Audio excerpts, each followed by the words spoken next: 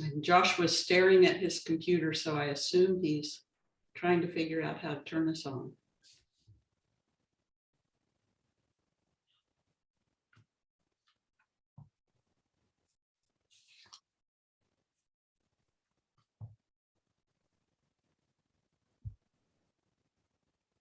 Can you hear me, Joshua?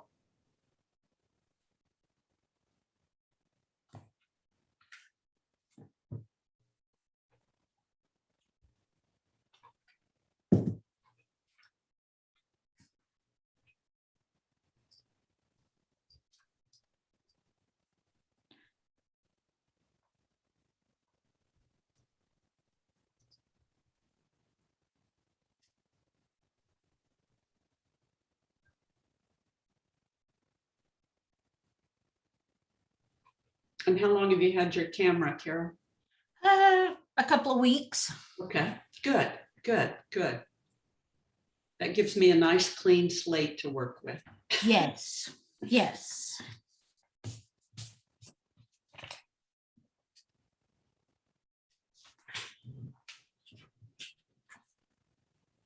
And I'm moving up from the iPhone, so.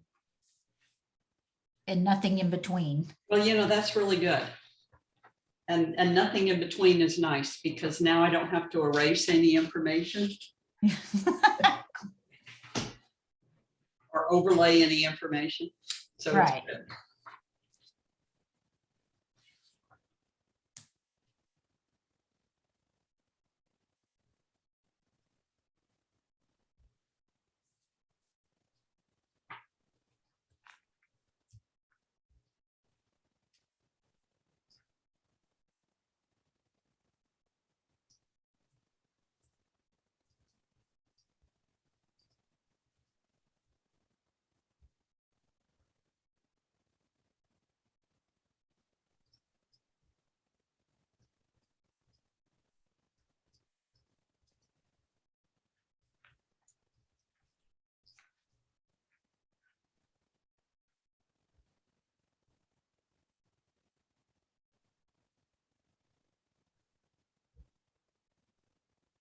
And I'm chatting with Joshua to get him set.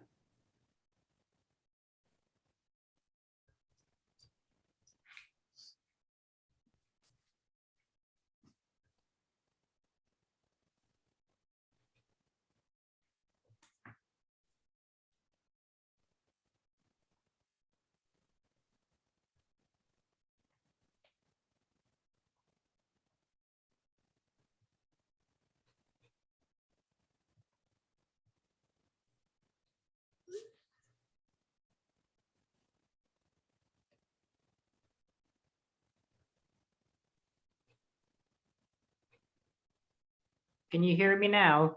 I can hear you now. I'm not used to this. Yeah.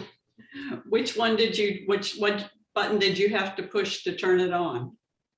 I'm using my cell phone, that's why. So it might be different. Yeah, so your interface might be just a little bit different then. Yeah. Did you find everything on your handout?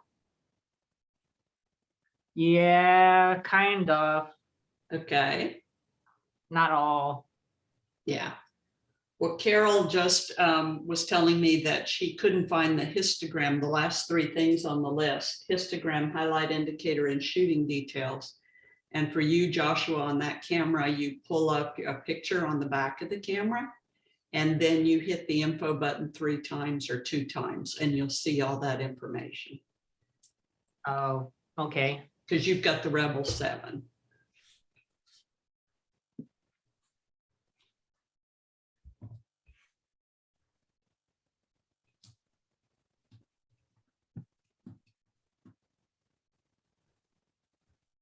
So I'm waiting for, I know one lady's going to be late, and so I'm waiting for 2 more people, but we'll start right at 10 o'clock because you all are here. So how are you? I am good. How are you? Great. Good. Where are you calling in from, Joshua? Houston. Houston. Okay. I'm in the Woodlands. Where are you, Carol?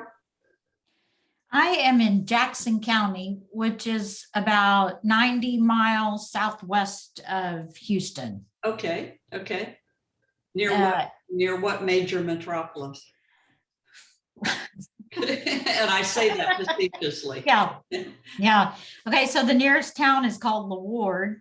So nobody's ever heard of that, but Edna, Yeah, Victoria. yeah, I know where you are.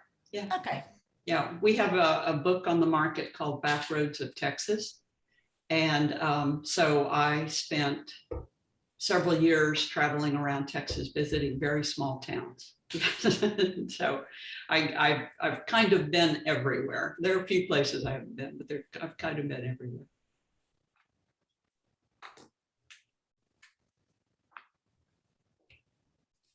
Okay, it is right at 10 o'clock. And so I am going to go ahead and begin for you all. This is being recorded. So for those of you in the class who are not here, it's being recorded, and I'll share that with you tomorrow. And I'll send you an email tomorrow, and then that'll have a link to this recording. That way you can go back and look at it if you need to. And people have told me that it's very convenient to have the recording to go back and listen to again. Joshua, how long have you had your camera? Not for long. Okay, okay, good. Okay, Carol's in the same way. And so, and by the way, Joshua, Carol's name on her screen is wrong. So it's supposed to be Carol, okay? So she's not Ann. Okay. So just in case you're confused who I'm talking to. Okay, so let's go ahead and begin. So you are taking basic photography. Thank you very much for joining me.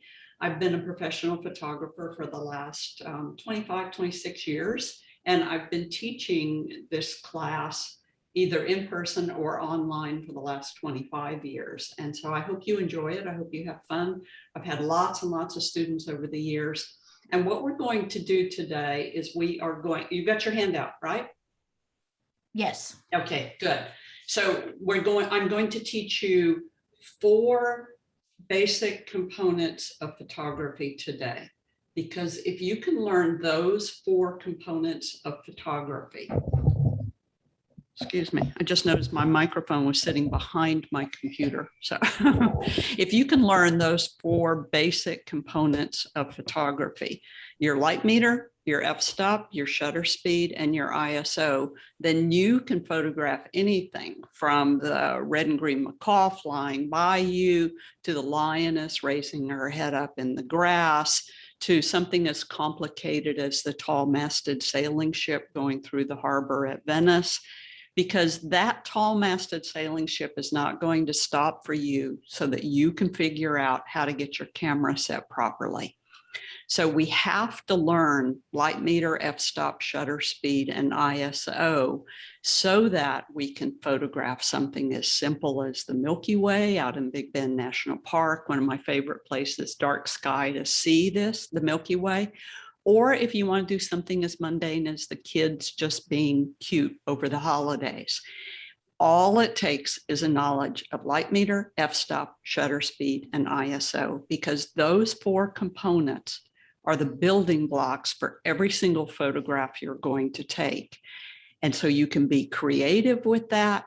You can photograph something as complex as a solar eclipse. We got a couple more solar eclipses coming our way in the next few years, so it's time to get our skills ready for those.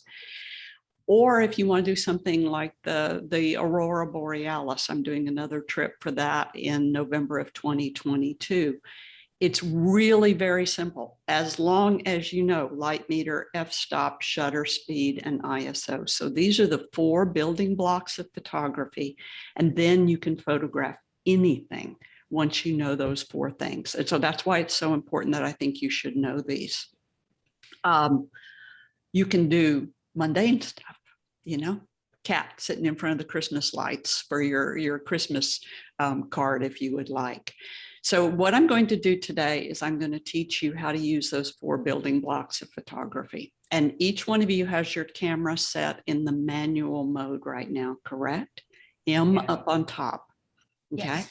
Okay. Now, why I've got you in the manual mode, the M up on top of your camera, is because once you're in the manual mode, the M on the top, then that means that camera does nothing without you telling it what to do. So it just sits there and it just waits for commands. And so that manual mode is where you are in charge of it. I'm going to teach you in lesson 2, class 2 next week, what some of those other modes are. But right now we're using the manual mode. And students for all these 20-something years have told me how glad they were that they learned the manual mode. It's a little harder. And I'm going to warn you about that right now, is don't get frustrated. Photography is not creative. Photography is technical. Photography is like anything that is creative. You have to learn the technicals first before you can get into the creatives of it. And so just like you have to learn why a cake rises with certain leaveners, you have to learn the building blocks of photography so that then you can build your photograph. And so don't think that this is beyond your knowledge, because it's not beyond your knowledge base. But if you're coming to me with a scientific background or a mathematical background or accounting or medical or anything where in your professional career you've done something technical, you are going to absolutely love photography. Computers, for instance, you're going to love photography because it's very geeky and very technical. But if you're also coming to me from a creative side, you're going to love this, because once you learn the technicals, then you can be creative. So I can teach you technicals, but I can't teach you the creative stuff until later. So for right now, you're going to learn the technicals. So don't get frustrated if you think that this is hard, because it's not horribly hard. Give yourself a month or so and you'll have it down if you practice. Okay. So first of all, on the back of your camera, you have got, each one of you, I think, has a flip out screen. We do not use the flip out screen. You flip the screen out, you rotate it around, and you fold it back flat against the camera. If you want to protect that screen, because it's going to be looking out toward your body, then you can put a ZAGG screen protector on it, ZAGG, and they're in most shopping malls, and you can probably just Google them and find out where's the closest ZAGG store for you, or maybe you can even order it. But these are the protective films that you put on your cell phone so that they don't scratch. And they have them made for each one of your display panels on your camera. So when you order them, you get them for all your display panels on your camera. So we don't use that fold out screen when we're taking pictures. We are going to look through the viewfinder. And so we need to make sure that the view through your viewfinder is clear. Did you set your diopters? Yes. Yeah. Yeah. You set those? Yes. Good. Okay. So that little diopter on Canon, it's over on this side of the viewfinder, but on Nikon, it's over on this side of the viewfinder. It's a little dial, or it's a little wheel. And what you do is you push your shutter button halfway down, turn the lights on inside the viewfinder, and then you rotate that little diopter. You rotate it for your eye prescription. So that view through that viewfinder, you want the little numbers to be clear, not the view, but the numbers to be clear. When you set that for your eye prescription, if you hand your camera to somebody else, they may not be able to see through your viewfinder. And so a lot of people new to photography will say, I can't look at the viewfinder, I have to look at the back screen. No, that's because you haven't set your diopter. So once you set your diopter, then looking through the viewfinder is just the absolute best way to take your photos. Okay, so we've set your diopters, and then both of you Canon. So Joshua, I've got you as a Rebel 7, correct? Yes. Yeah, and then Carol, you've got the RP, correct? Yes. Yeah, okay, good. Okay, I'm going to show you the back of each one of your cameras as we're going along. And so so your back display panel for each one of you Canon users, you have an info button and you have a Q button.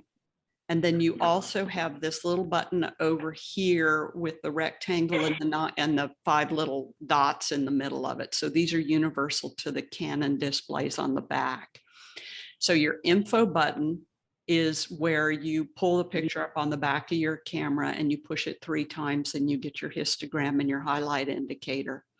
Your Q button is what moves you around your menus. And I'm going to show you that in just a second. And then this little button right over here, the rectangle with the little dots in the middle of it, the little cross pattern with the dots in the middle of it, that's to move your focus point around.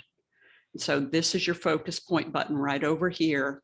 And then your info button is what's going to control this screen. And your Q button is what's going to get you around your menus. Now, your menus on the back of a Canon camera, this one should look like yours, Joshua, right? Yes. Good. So your menus on the back of your camera. So to get to this menu right here, Joshua, you're going to push that info button, or yours is a display button. I'm sorry, yours is a DISP button. You're going to push your display button 3 times, and that'll bring you up to this screen right here. And then your Q, when you push the Q, then you use these toggles to move you around to each individual item on the back of your camera. So it's a real simple and easy moving around on the back of the camera. And then up at the top of your screen, Joshua, you've got an info button up here, right there. So that's that 3. You can push that button 3 times and get your screen. And here's another display button right here as well. So you've got 2 different places on your camera where you can bring that information up on the back of your camera. And this all depends on how your hand works and how your brain works, which is the easiest for you. And then Carol, on your camera, you've got the RP. So here's your little focus button right here. This allows you to activate your focus points and then move them around, because your focus points go dead after a certain time so that your nose doesn't move your focus points around. Here's your info button right here. And then here's your Q button. So your info button, when we pull a picture up on the back of the camera, brings up, push it 3 times, brings up your histogram, your highlight indicator. And then your Q button brings up that display panel like I just showed you on the back of your camera. And then you can move around on that one. And then Carol, up here on the top of your RP, you have this multi-function button. And your multi-function button, you have something similar to that, Joshua. It has a little symbol next to it. That multi-function button does some other things as well. So you'll learn those as time goes on. And then some people in class have an R. And I've got one person in class that I'm not seeing a name, or I'm not seeing a video camera. Who's in class? Good morning. This is name is Reba. I'm having issues to get on the camera, but I'm working on it. Oh, okay. Okay. And Nina, right? Erendira Reba. Erendira. Okay. And what camera do you have, Erendira? I didn't hear back from you. I have the Canon 90D, and I have the Canon Mark 5. Oh, okay. And so, and then you've got a Mark 5. Okay, super. Okay. And I didn't hear from you, so I don't have pictures of those cameras, but yours looks fairly similar to this on the back. So at least you can follow along. Okay. So for all of you Canon users, this is your focus button. This is where we're going to be able to change our focus point, move it around. Once you punch that, then you can use your toggle down in here to move your focus point around, or those of you that are mirrorless, you can use your touch screen to move it around. The info button is going to pull up different screens, and the Q button, once you have pulled up the back display panel like I just showed you, that's where you can move around on the back of your screen. Okay, there we go. Okay, so now everybody's in the M mode on the top of your camera, correct? Yes. And M mode on the top of your camera, your autofocus on the lens is still in AF.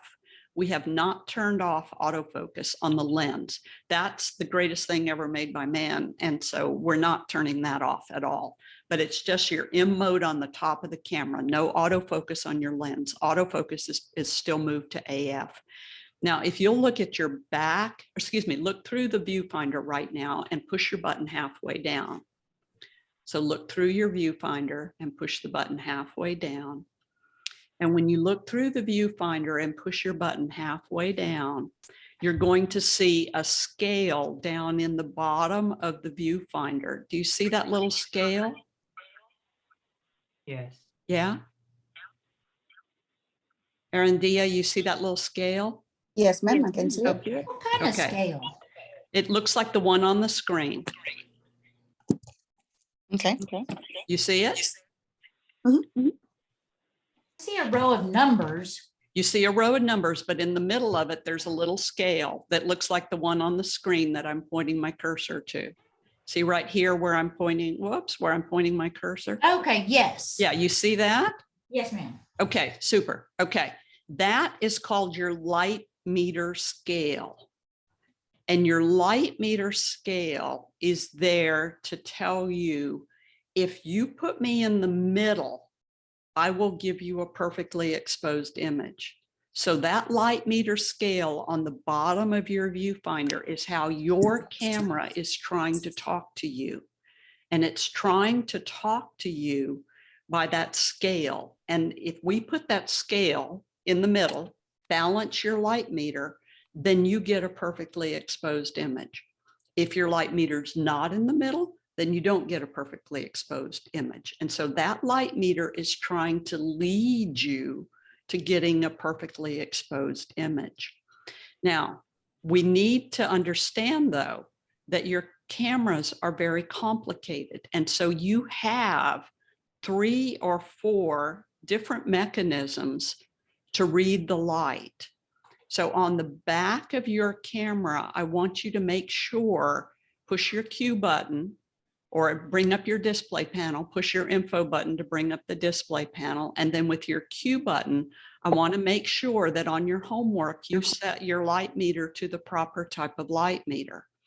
So this is the light meter I want you to have set. You've got this little icon on the back of your camera.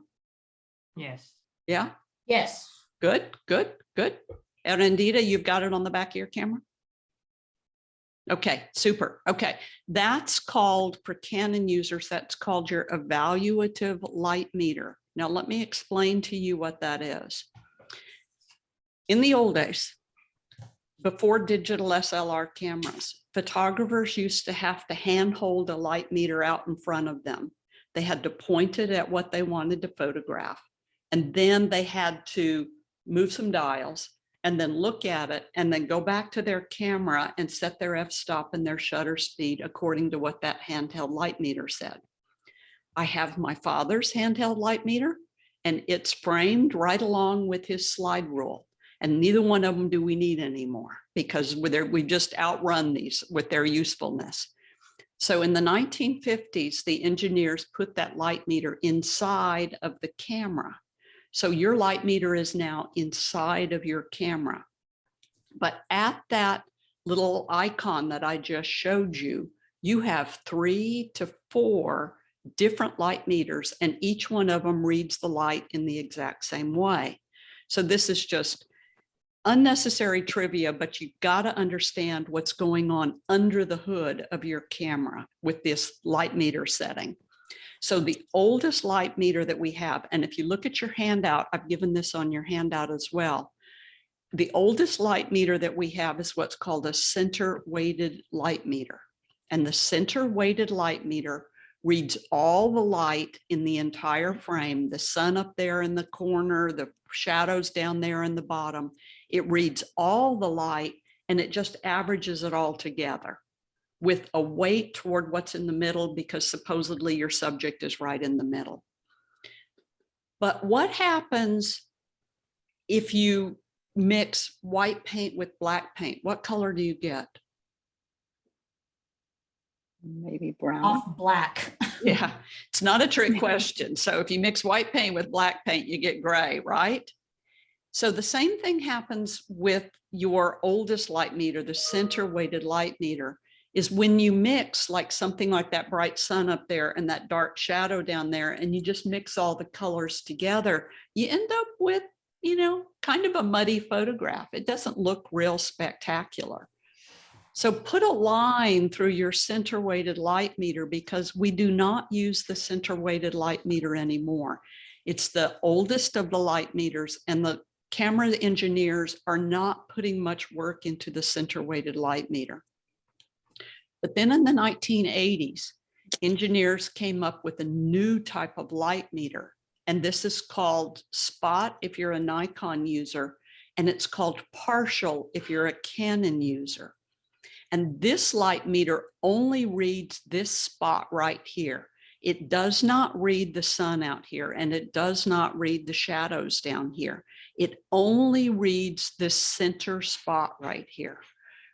So this light meter, when it came out, was pretty revolutionary for us amateur photographers. I was an amateur at that time, but this allowed us now to photograph a performer in a spotlight so that the camera only read the center where the performer was in the spotlight, but it didn't read the dark stage at all.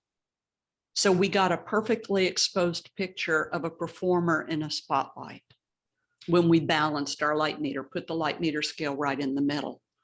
This also really revolutionized photography for me, for instance, as a nature photographer. I could photograph a hawk on a branch against the brilliant blue sky. The brilliant blue sky in photography is like kiss of death because the sky is so bright that it gives us a silhouette of the hawk. It doesn't give us a picture of the hawk. It gives us a silhouette of the hawk because the sky is so bright. But with the spot meter, or partial as Canon calls it, I could push that icon, rotate the dial, go to spot, put that on the hawk's breast, and then balance the light meter.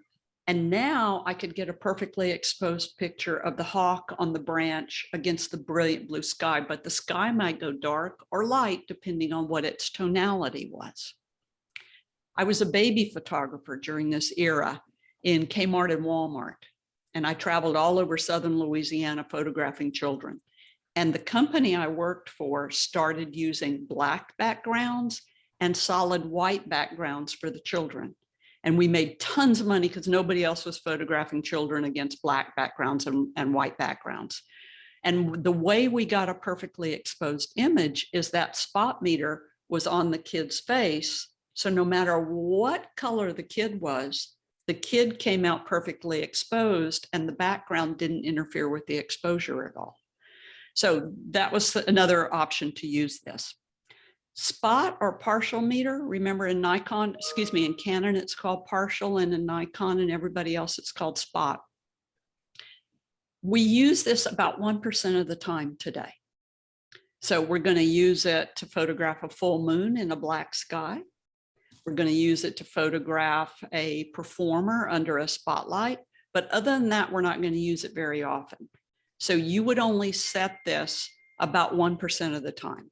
So this is one we can ignore. And then in the 1990s, when we came out with autofocus cameras, engineers developed a brand new metering system. And this metering system, if you are a Canon user, and all of you all are Canons today, is called evaluative light meter. If you're a Nikon user, it's called matrix. Olympus gives it another name, Sony gives it another name. So for us Canon users, it's called evaluative. For Nikon users, it's called matrix. And let me see, I think everybody in this class is going to be a Canon user. Okay, so we can all talk about Canon cameras now, since everybody here is going to be Canon. So what this light meter is doing is it's reading this segment and averaging it. It's reading this segment and averaging it.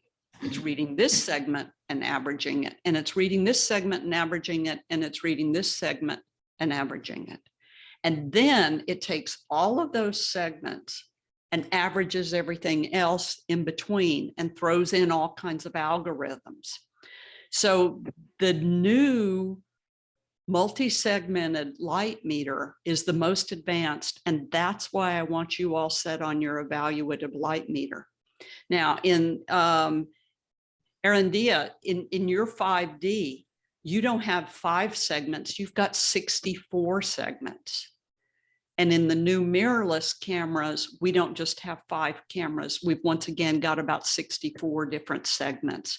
So these newer cameras are giving us more and more and more segments because engineers are putting all their emphasis into this evaluative light meter. And our light meters now know that there's a very bright sun up in that corner and there's a very dark area down here.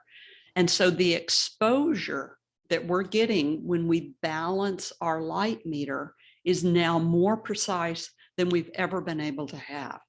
And that's why I want all of you all to be set on your evaluative light meter, because that's your more advanced light meter. Okay. Welcome, Morgan, to class. I see that you're in. Hi, yes, sorry, I'm late. Okay. And it's being recorded, so you all can catch up on me. Okay. Okay. So in this photo, for instance, all that I did in this one was I pointed my camera at the scene in the evaluative light meter setting, balanced my light meter. So this means I put my scale right in the middle, and I'm going to show you how to do that in just a moment. And then I did one more thing, and I won't tell you what that is until later on, because it doesn't make any sense to you right now. And that's how I got my picture of my silhouette with my shrimp boat. But if I had used my partial light meter, and remember the partial light meter is only reading this center segment right here, and it's ignoring all the other light in the frame, then this is what my picture would have looked like, because this is what I saw with my eye. But then by simply using my evaluative light meter and knowing I needed to use my evaluative light meter and then doing one more thing, I get the silhouette of the shrimp boat. And so making sure you have your light meter set to the proper machine first is critical. Once you've set it there, you can't change it unless you intentionally do. So that's why I want to make sure that you've got that light meter set properly on the back of your display panel. So once again, it's that little rectangle with the parentheses and the dot in the middle of it for us Canon users. But if you're looking at your scene and you see that, whoa, this has got a whole lot of black in it, and the subject is really white, this might be an opportunity for you to punch that Q button, toggle over to that light meter icon, punch it in, punch the Q button again, rotate the dial, set it, and go to your spot or your partial meter. And partial is what it's called in Canon users. So only if you look at a scene and you see a lot of contrast, a full moon in a totally black sky, or you see a lot of contrast like this barn owl, very, very white face against a really black background, then you might move your icon for your light meter, but otherwise we're going to leave it on your evaluative light meter all the time. Got it? And Morgan, you came in just a bit late. Did you find your evaluative light meter on the back of your camera? I did, yes, ma'am. Okay, super, okay. Okay, so now that we know that what light meter we have to set, and by the way, that light meter, that little lecture that I just gave you on light meters, this is like in my car, in the center console, I have different drives like sport drive and some other drive and some other drive and some other drive, and I never change those. I am sure if my son got into my car, he would change those more often than I do. But I don't know what happens under the hood, and so I never change them. So it's the same thing with that light meter. You have to know what happens under the hood so you know whether you're set on the right thing or not. So trust me, you're set on the right thing. Staying in evaluative light meter means you're just where you should be. So now when we put the scale right in the middle, we're going to have to use two different functions on this camera. We're going to use your f-stop and we're going to use your shutter speed. So let me teach you about your f-stop right now. And you can just kind of put your camera down for right now, but let me teach you about your f-stops for right now. So if you look at this photograph, you will see that I'm showing you a picture of a malachite butterfly. The malachite butterfly is in focus.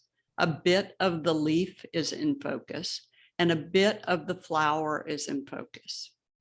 But you notice how the background is out of focus and the leaf in the background is out of focus. Do you see that? Okay, so that background back there, the human eye looks at everything that is in focus in a photograph. And so if we show people too much in a photograph, then they're going to end up getting distracted by other things in the photograph than by looking at the thing that we want them to look at in the photograph. So what do you think is in the background? What's that tan stuff back there? It's like blurry. What is it? Take a guess, jump in. Dirt. Dirt? Okay, We don't know. you don't know? What is it? Joshua, what is it? Maybe a building. Maybe a building? Okay, okay. You know, it's not important what it is. It's not important to the photograph, but it's gravel in a parking lot.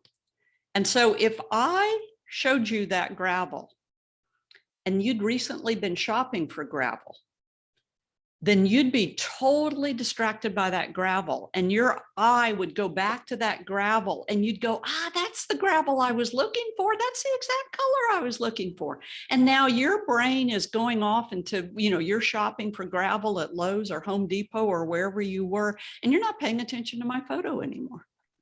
So the more I let people see, the more things I can distract them with. And if I don't want to distract people, I design my photograph to blur what I don't want them to see and put in focus what I do want them to see. So we blur the background through using this thing called our f-stops. So our f-stops control how much we let people see and how much we let people not see in a photograph. And this is your conscious decision when you're setting your camera, how much you're going to let people see and how much you're going to let people not see in your photograph. So what I'd like you to do is either on your notepad where you're taking notes or maybe on the back of the handout that I gave you, I would like you to draw this chart and give yourself plenty of room to write down here and give yourself plenty of room to write over here. But I want you to draw a straight line. And then underneath that straight horizontal line, I want you to write the numbers 2.8, 3.5, 4.5, 5.6, 6.8, 8, 11, 16, 22, and 32. And then I want you to draw a vertical line. And on that vertical line, I'd like you to write the numbers 500, 250, 125, 60, 30, 15, 8, 4, 2, and then the word bulb. And 2 has a quotation mark next to it, as does the 0.3 has a quotation mark next to it.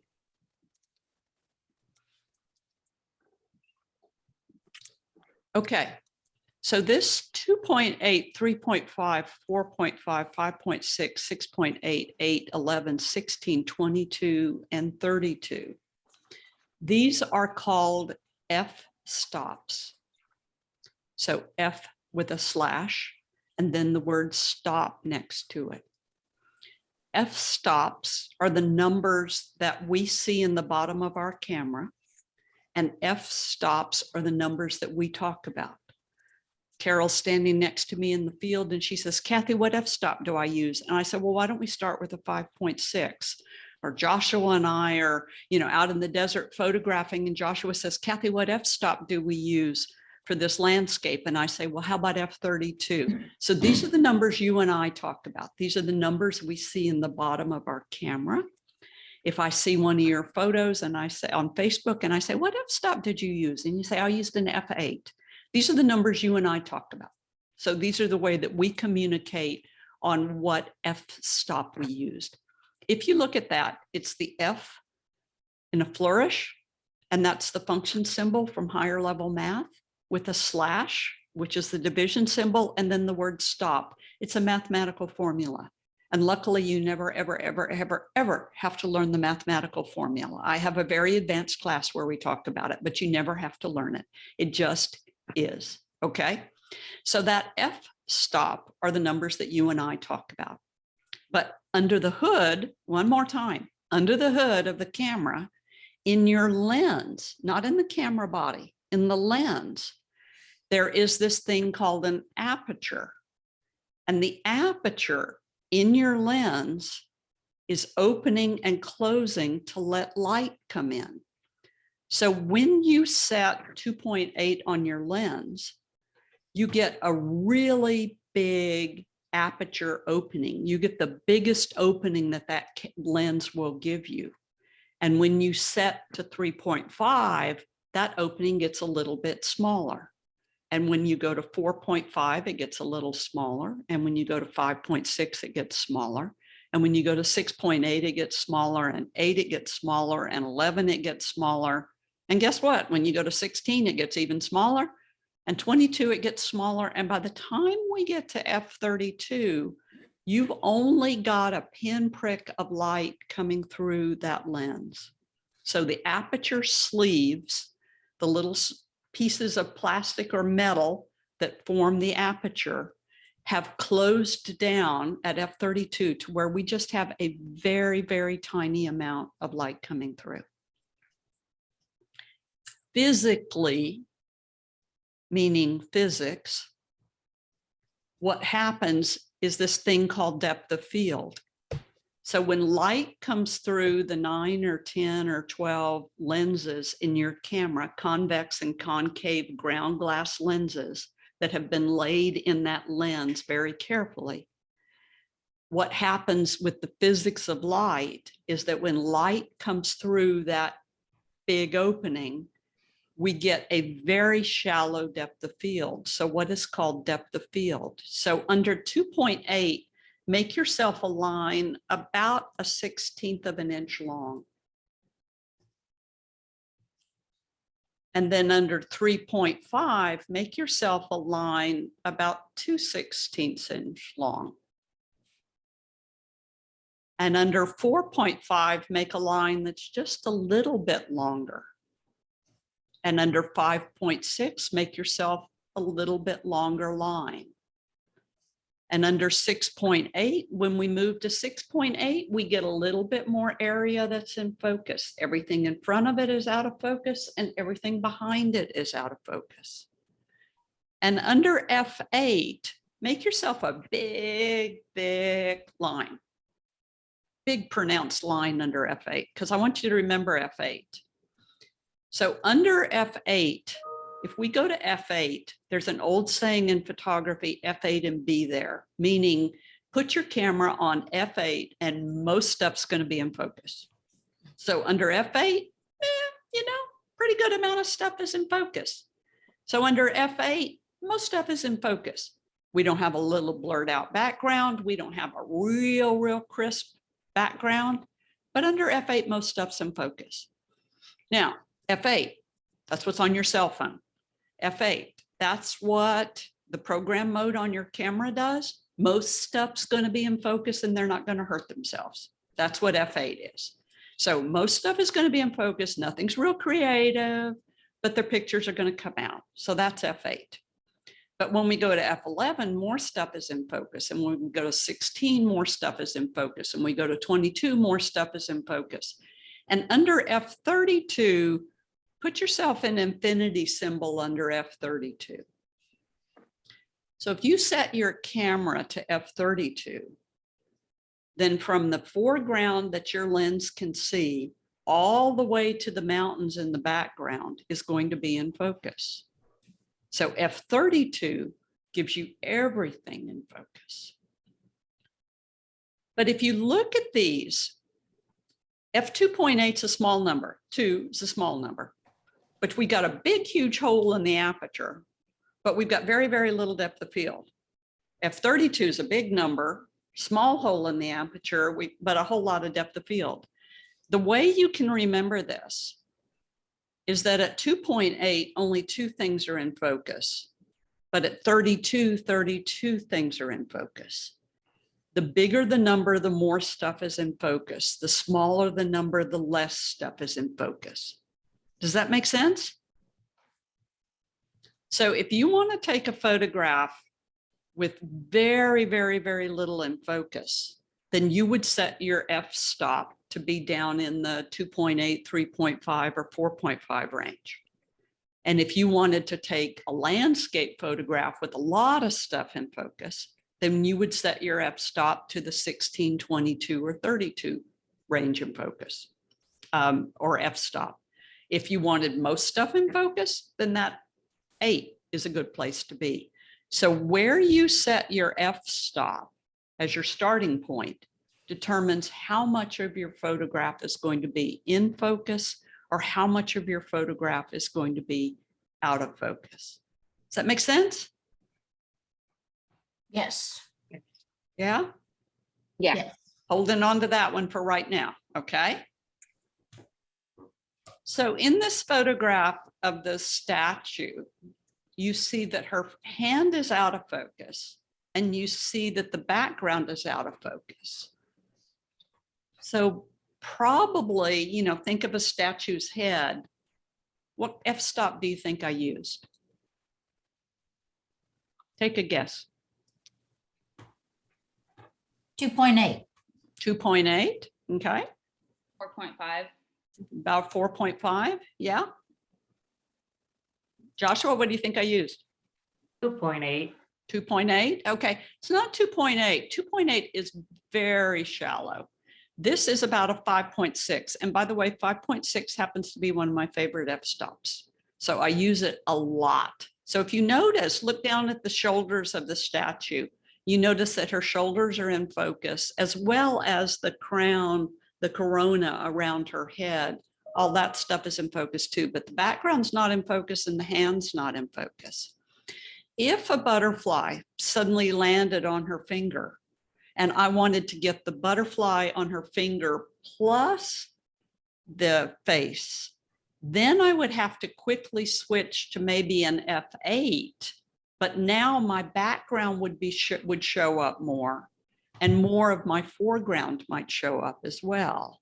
So by switching to an F8 and maybe even moving my focus point around, then I would sacrifice the background. In f-stops, the further the background is away from your subject, the more you are going to be able to blow the background out. The further your background is away from your subject, the more you'll be able to blur your background. So with this photograph of this little girl, I saw her, got down on eye level so that the photograph looked a lot more interesting because I wasn't shooting down on her, I was shooting across at her. So anytime we photograph our dogs or our cats or our children, we should be on eye level with them. And then I shifted my position as a photographer so that the background directly behind her was further away. If I can position my subject 8, 10, 15 feet away from their background, then I can blow the background out of focus better. The closer the background is, the harder it is going to be to blow it out of focus. The further away it is, the easier it's going to be able to blow it out of focus. Make sense? Yes. Yeah. So we as a photographer, you'll notice that we're constantly jostling for different positions. And that's many times so that we can put a lot of distance between our subject and the background, because the further that background is away from the subject, the more I'm going to be able to blow it out of focus. Now look at the little girl. You see that her eyes and her little face are in focus, but you notice that the ears, and she's a 2-year-old, the ears are out of focus.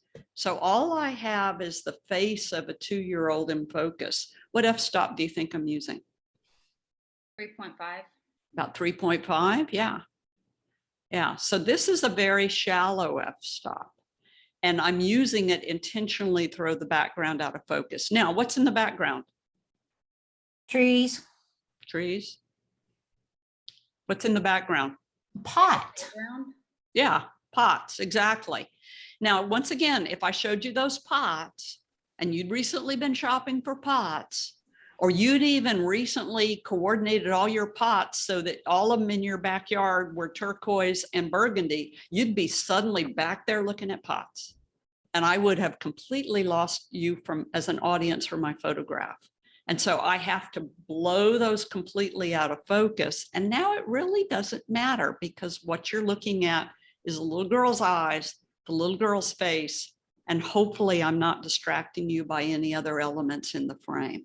So choosing that f-stop to balance your light meter, because we haven't gotten to balancing it yet, but choosing that f-stop is your starting point to determining what you want your photograph to look like. We know the little girl's sitting on a swing. We know she's in a garden. The swing is not important to the photograph. The swing is just where she is. I don't need to show the whole swing. I don't need to show the whole garden. And especially 20 years later, looking back on the photograph, I don't really care that I don't see the whole swing because what we're interested in is the photograph of the little girl. We're interested in the face of the little girl and the expression on the little girl's face. So this f-stop is a 5.6. So the further I can position her away from her background, though, that's where I choose where I take my photographs. The better the background is going to be blurred. So blurring the background is totally an aspect of our f-stop and where we position the camera. So this, for instance, is an f4. And then this is an f22. But this is an f4 and this is an f22. What are you trying to photograph? What are you trying to communicate to your audience? What are you trying to convey? What's the story behind the photograph? What f-stop you choose is based on what you're trying to tell your subject, what you're trying to tell your audience. And you notice that the light is exactly the same in each photograph. And that means I have balanced my light meter, but I am just changing which f-stop I am using. So same thing here with the Ronda bullfighting ring in Spain, in Ronda, Spain. And this is my crystal ball, by the way. I have a crystal ball photography to teach you how to photograph through crystal balls. So this is an f4. And then this is an f22. The edge on the crystal ball is a little bit more defined. So are you trying to communicate this or are you trying to communicate this? It all depends on what you're trying to communicate, what f-stop you end up using. So your f-stops are all based on what you're trying to communicate to your audience. Welcome, Lindsay. You've got the recording, so it'll catch you up. Okay. Great. So what I want you to do is I want you to pick your camera up, please. And when you put your camera in your hands, I want you to see whether you've got two dials on your camera. Do you have a front dial? And for all of you Canon users, and luckily this is a Canon, everybody's a Canon. On your front dial, that front dial is your shutter dial. So everybody's got a front dial, but we're not working on that one yet. Do you have a back dial also on your camera? Do you have a back dial? Do you have a thumb dial on the back of your camera? Yeah? Okay, Joshua, do you have a big dial on the back of your camera? Nope. No, you've got the Rebel 7, don't you? Yes. Okay, so you don't have a back dial, do you? So No. Joshua, on your camera, you are going to push and hold on the back of the camera. You see that plus minus button up on in the middle back at the top of the screen? You see that? Right here, right? That's, yeah, put your thumb on that and push that in, the plus minus button. It's right up at the top right of your display panel. See where your thumb goes? Yes. Push that and then rotate your front dial and that will change your f-stop. Is it Correct. supposed to go blank? No. Put it, it's on the, it's the plus minus AV button. Look on the back display panel. See the plus minus AV button? Right here, these two? No, move your hand, move your finger down. Plus minus AV button, top right. right here. Yeah. Put your thumb on that one, push it in and rotate your front dial. And when you do that and push your thumb, rotate your dial, that will change your f-stop. You see that? All right, I see it now. Thank you. Okay, everybody else, You all have got 90s and Rs and RPs.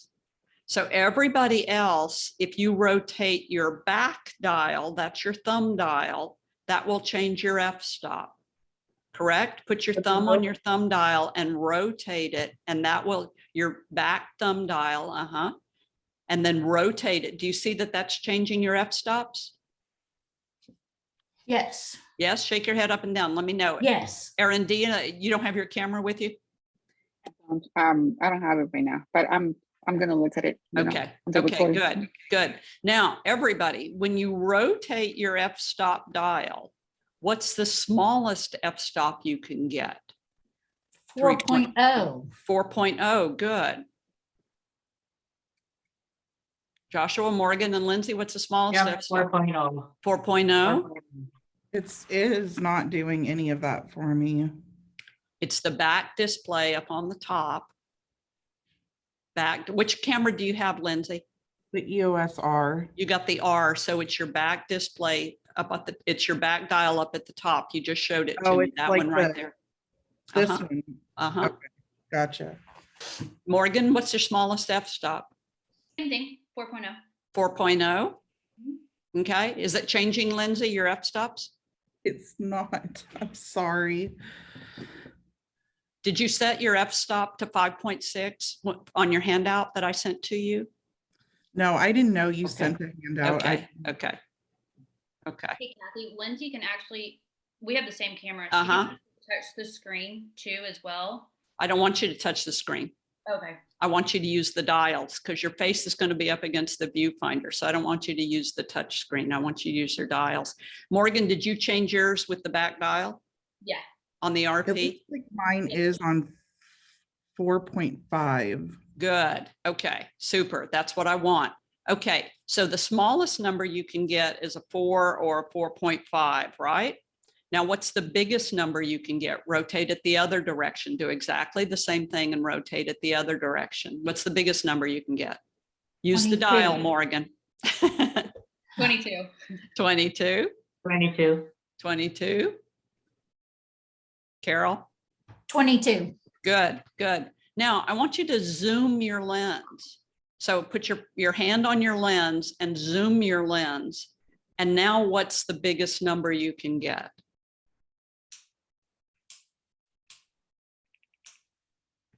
22. 22. 22,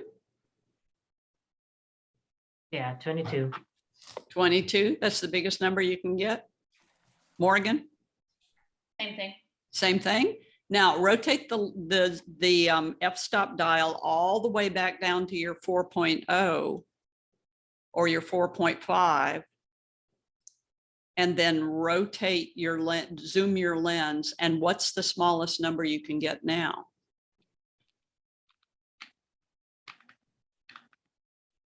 3.5. 3.5. Yeah.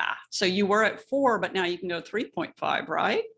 Right. Carol, Lost that screen. press your Q button and it'll come back up. I'll I'm be in back. I mov- gotta go I to the somehow- restroom. I went to movie mode.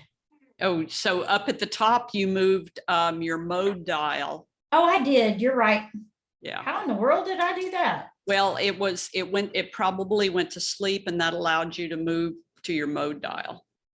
That dial went to sleep is what happened. And then it came back on as your movie dial. Okay, so now you want us to see the smallest f-stop? Uh-huh, uh-huh. This dial isn't moving my f-stop anymore. Okay, so do you have a Oh, plus? no, it is now. My Now bad. it is. Good, good, good. You've got to do 2 buttons. Is that it? I don't know. But now it is, right? Yes, it's moving it now. Okay. So do you have a new smaller f-stop? 7.1? 7.1, zoom back the other way. And now do you have a new smaller f-stop or is it still at 4? Still at 4. Good, good. Morgan, what was yours? Still at 4. Still at 4. Lindsay, what was yours? Mine is still on 4. Still on 4? Okay. Now what's happening is that Carol and Joshua have what's called a variable f-stop lens. And that variable f-stop lens means that when you're zoomed to one place, you can get a 3.5, but when you're zoomed to another place, it'll only let you go to maybe a 4.0. Where Morgan's lens, hold your camera up, Morgan, so I can see it. Yeah. So Morgan's camera has a lens on it that when she zooms in and out, she can always go to 4. And when she zooms in and out, she can always go to 22. But Carol and Joshua, you all have a lens that when you zoom, you may not be able to go to a lower f-stop, or you may not be able to go to a higher f-stop. So those lenses are called variable f-stop lenses. The one that Morgan has is called a fixed f-stop lens. So the lens that Morgan has is heavier and more expensive, where the variable f-stop lenses, Carol and Joshua, these are less expensive and lighter. So some people who only want a real light camera, they don't want a real heavy camera, they will end up buying variable f-stop lenses simply because they're more lightweight. And so that's what the variable f-stop lenses are and the fixed f-stop lenses are. Does anybody, don't go get it right now, it's just a yes, no question. Does anybody have like a 50 millimeter 1.4 or a 50 millimeter 2.8? Anybody have a lens like that? No. That's the little tiny one. That's the little 50? tiny one, exactly. Yeah, I have it. Mhm. You have one of those? Okay. Yes. This has become a darling lens of Instagram and Facebook, but I used it to photograph Socks, my cat. And by the way, he doesn't like having his picture taken. He's just the only one around in the office sometimes, so he gets his picture taken. Those lenses that do go to 1.4 or 2.8, they are specially designed lenses. But if we go to a 2.8 or a 1.4, you'll get such a tiny f-stop, such a tiny depth of field, that it's very, very likely that you're not going to get your focus point in the right spot. So on this picture of Socks, he's not a big cat, he's a fairly small cat.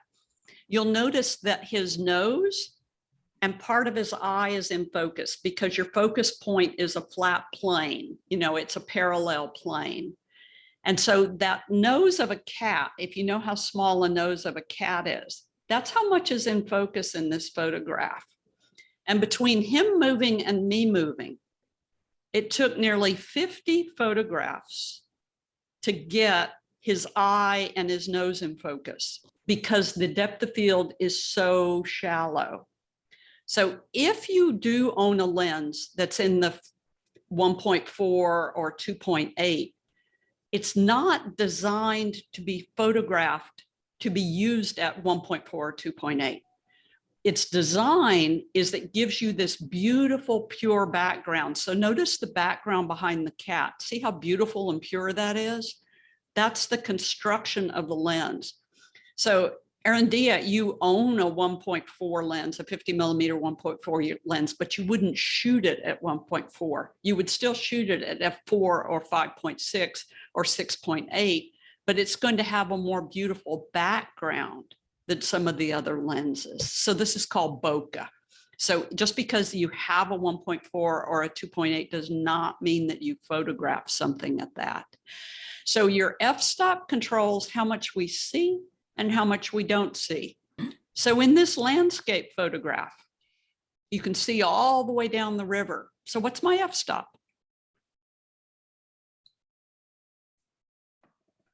It's at least an 8.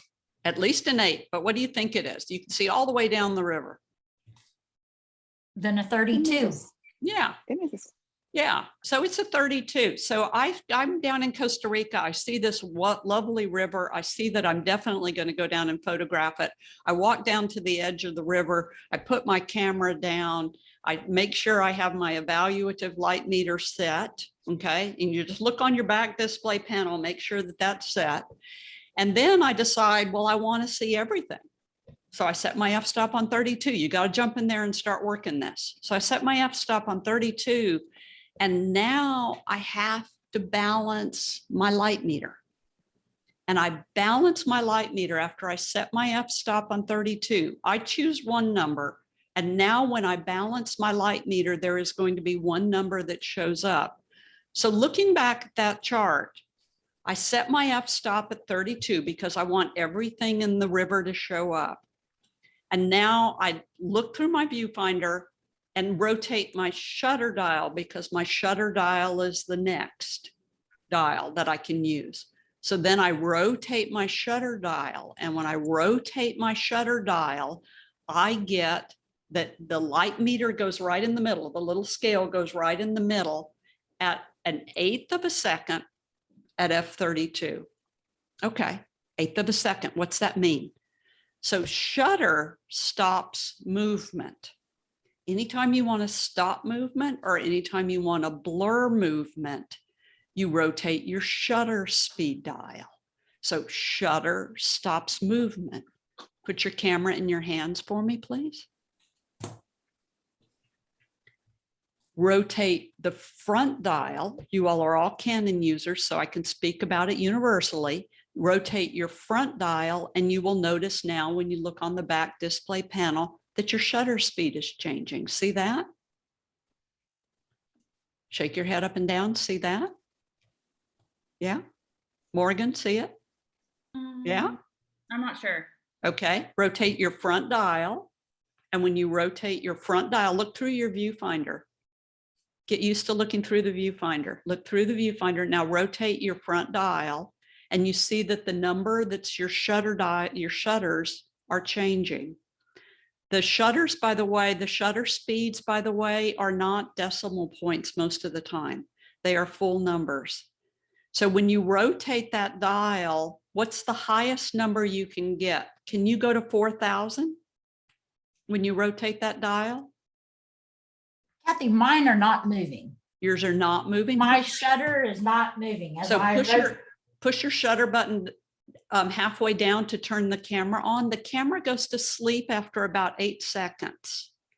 So when you push your shutter button halfway down and then start rotating your dial, now the numbers will change. You see that?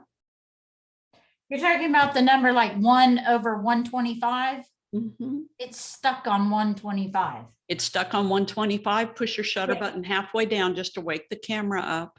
Yes. Okay, now rotate your front dial. Don't zoom. You don't have to, no zooming. Okay. Okay. Rotate Yes. your- And it's still not moving. It's still not moving. No, ma'am. And you're, what are you pushing on your back? I see you pushing something with your thumb on the back. Oh, I was using my Back button focus? not the dial. Yeah, but on your back thumb, are you holding down any buttons? Oh, I don't know. Maybe. Okay. You see on your back of your cameras, everyone, there's a little asterisk symbol. Yes. You see that? If you push that with your finger accidentally, it locks your settings in place. And not until you turn your camera on and off can you redo your settings. It locks your camera. So if you see that asterisk showing up in your viewfinder, you'll know what that is. You have to push your button halfway down. I mean, excuse me, you have to turn the camera on and off. Okay, coming back to your camera. Okay, rotate your front dial. Morgan, are you seeing your shutter speeds change? I'm not. No, ma'am, I'm not. You're not seeing, and you pushed your shutter button halfway down Mhm. and you're rotating your front dial. It's with your it's with your index finger. It's right next to your it's right next to your shutter button, that dial right next to your shutter button. Right, but mine Yep. doesn't go to 4,000. What's it go to? 30? And go the other direction. What's it go to? Joshua, what's yours go to? 4,000. 4,000. Good. Lindsay, what's yours go to? Mine is at 2,000 right now. 2,000. Keep going, Morgan. Goes to 8,000? 8,000. Good. And Carol, what's yours go to? Mine's still not moving. I must have a setting wrong. Yours is still not moving. Still not moving. No, ma'am. And you're rotating the button right next to your shutter button with your forefinger. Oh, no, no. Okay, that moves that button. Yes. Yay. What do you want the f-stop on? No, I don't want f-stop on anything. What's your when you rotate that dial all by itself, you should get your shutter changing. Okay, my bad. It's working now. Yay. It And was what's it go- operator error. Yeah, all the time. That's why you got to learn how to use your own camera. It's Sorry. not theory anymore. This is your own camera. 4,000. 4,000, good. Now, some of you can go to 4,000. Some of you can go to 8,000. Who went to 2,000? Lindsay? Yes. Yours only went to 2,000, I don't think I'm doing something right. but you've got the same camera as Morgan, so yours should go to 8,000. So Morgan, yours went to 1 over 8,000. 8,000. Good. So Lindsay, yours should go the same thing when you're rotating that dial. So that is your shutter speed dial. Now look through your viewfinder one more time and rotate the dial again, that shutter dial. And you notice when you get to 4,000 or 8,000, it won't go anywhere anymore. You can just sit there and rotate it all you want, but it won't go there anymore. So rotate it the other direction now. And what's the first time you see a decimal? Stop when you get to a decimal the very first time. What's your first decimal?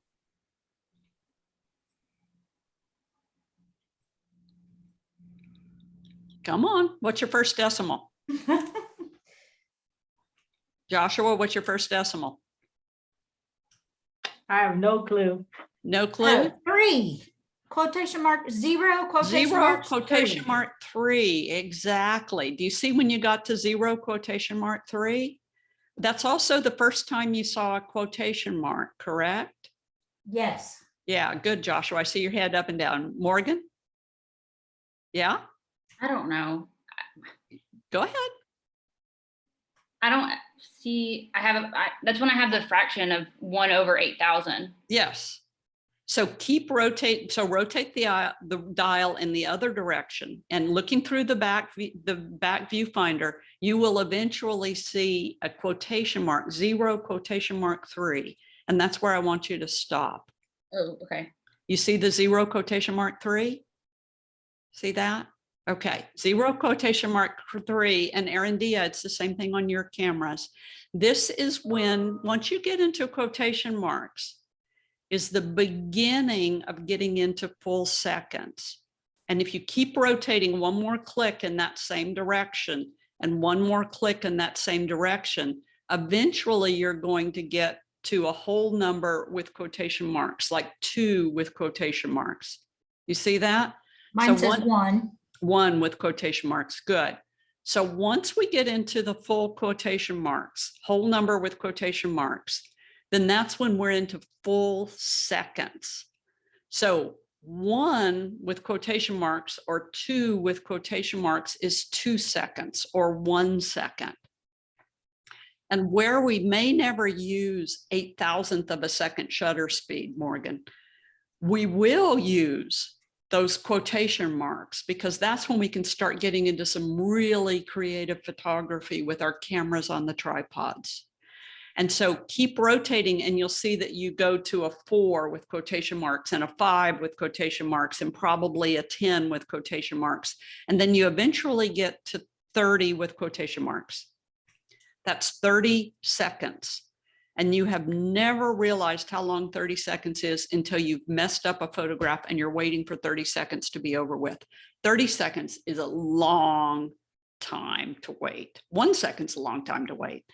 So this shutter speed dial takes you all the way from 4,000th of a second to 30 seconds. And you notice that you have a lot of numbers in there, right?